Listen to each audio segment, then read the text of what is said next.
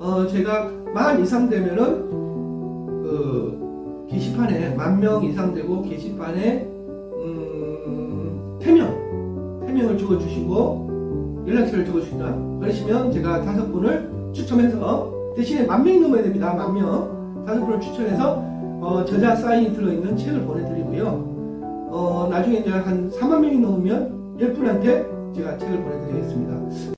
안녕하십니까. 산부인과 전문의 김일동입니다. 이번에는 산모분들이 가장 궁금해하시는 임신했을 때 어떤 것을 먹어야 되고 또 어떤 것을 피해야 되고 그리고 어떤 영양제를 먹어야 되는지 그런 거에 대해서 최근에 제가 번역한 책을 근거로 해서 말씀드리겠습니다. 책 제목은 임신을 위한 찐먹거리인데요. 여기서 이제 찐먹거리라는 것은 무엇이냐, 그래서 영어로 원서라서 원서 제목은 Plans for Real Food입니다. 그래서 리얼 푸드는 어떤 것이냐, 결국 그거는 최대한 자연에 가깝고 영양소를 제거하는 방식으로 가공되지 않은 단순한 재료를 찐먹거리라고 할 수 있겠습니다. 그래서 산모분들이 이제 임신하게 되면 아기를 임신했으니까 어느 정도 내가 더 많이 먹어야 되느냐 물어보시는 분들이 있는데요. 보통은 임신에서 1.1인분을 권하고 있습니다. 그리고 많이 먹는 것보다는 비타민 A, 엽산, 비타민 B12, 콜린, 철분, 요오드에 대한 필요성이 증가하기 때문에 이 영양소가 많은 풍부한 음식을 섭취하는 게 좋겠습니다. 저희가 이제 설명을 간단하기 위해서 다량 영양소와 미량 영양소를 기준으로 나누는데, 이제 다량 영양소는 탄수화물, 지방, 단백질, 에너지를 제공하는 것이고, 산모분들이 제일 먼저 물어보는 게 여러 가지 이제 다량 영양소에서 제일 먼저 이야기하는 게 탄수화물이 되겠습니다. 그래서 탄수화물은 혈당을 아주 높여주는 다량 영양소이고, 그 다음에 과도하게 섭취했을 때는 선천성 심장기형 위험이 증가하고 신경결석 위험이 증가하게 되겠습니다. 특히 이제 산모분들이 잘 모르고 있는데, 탄수화물을 가장 과도하게 섭취하는 경우가 주스, 그 다음에 탄산음료 및 흰 밀가루 제품과 같은 정제된 탄수화물이 탄수화물 혈당을 가장 높이고 있습니다. 그럼 이제 우리가 얼마나 탄수화물을 섭취해야 되는가? 저희들이 이제 설명한다거나 기존 지침은 하루에 2200에서 2600 킬로칼로리. 그래서 그 정도 먹는다 생각하면 탄수화물은 250에서 420g 정도의 탄수화물을 섭취해야 되고, 최소 175g 이하의 식사를 하지 말 것으로 경고하고 있습니다. 그런데 우리가 이제 할머니 세대들, 우리 윗 조상들 세대들의 영양 섭취 상태를 보게 되면 보통 지금 기존 산전 영양 지침에서 제시한 수준의 절반 또는 4분의 1 수준을 섭취하고 있습니다. 대신에 비타민, 미네랄, 섬유질, 지방 및 단백질 섭취가 훨씬 더 많습니다. 그러니까 기존 전통 문화에서 식생활에서 보게 되면. 그리고 대신에 이제 우리가 탄수화물을 많이 섭취하는 것을 한번 허락해 주는 때가 언제냐면은 임신 1기 때, 입덧이 심할 때, 메스꺼움이 있고 나 음식 먹기 싫어 이럴 때 조금 탄수화물을 많이 섭취함으로써 그것을 조금 보상할 수 있는 기능을 가지고는 있습니다.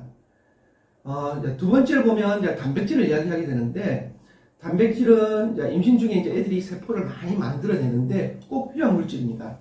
그래서 보통 단백질은 동물성 식품에 들어있는 게 있고 식물성 식품에 들어있는 게 있는데, 태아 DNA 내부 장기, 결합 조직 및 혈관 및 피부 및 관절 형성에 관여하는 것이 단백질입니다. 그래서 우리가 단백질이 어느 정도 필요하느냐, 그래서 정량화했을 때는 임신 전반기 때는 하루 최소 80g, 그리고 임신 후반기에는 최소 100g 정도의 단백질이 필요합니다. 그래서 단백질 왜 중요하냐면은 단백질을 이렇게 많이 섭취하게 되면 자연스럽게 포만감을 주고 혈당 수치를 안정하게 유지해주기 때문에 탄수화물보다는 단백질을 조금 더 권하는 경향이 있습니다. 그리고 이제 가장 산모분들이 싫어하는 게 기름입니다. 지방. 그래서 가장 인식이 잘못되어 있는 게 지방인데, 이 지방은 아기 내 60%가 지방으로 형성되어 있습니다. 그래서 임신 초기 때 아기 내에 60%가 지방이기 때문에 지방이 필수적으로 필요합니다. 그래서 이 뇌가 지방으로 만들어졌기 때문에 산모가 섭취하는 음식에서 필수 지방산이 상당히 중요한 역할을 하고 있습니다. 그래서 DHA라고 산모분들이 관심이 많고 오메가3에 관심이 많은데, 그래서 DHA는 오메가3 지방의 한 유형으로 뇌와 시력 발달에 근본적인 역할을 하고 있습니다. 그래서 DH 지방이 많은 생선과 해산물, 풀을 먹인 고기, 목조지에서 키운 계란에서 많이 발견이 되어 있고, 이제 생소하게 들을 수 있는데 오메가6라고 있습니다. 그래서 오메가6는 어디 들어있냐면은 식물성 오일, 옥수수, 콩, 면실류, 홍화유 등에 많이 들어있는데, 이것을 많이 섭취하게 되면 오히려 이것은 DHA 합성을 억제하게 되겠습니다. 그래서 이제 우리 조상들 옛날 우리 정제된 음식이 덜 먹게 됐을 때는 오메가6와 오메가3 비율이 1대1에 가까운 식단을 섭취했는데, 지금은 오히려 산모들이 요 비율이 30대 1만큼 높아져 있습니다.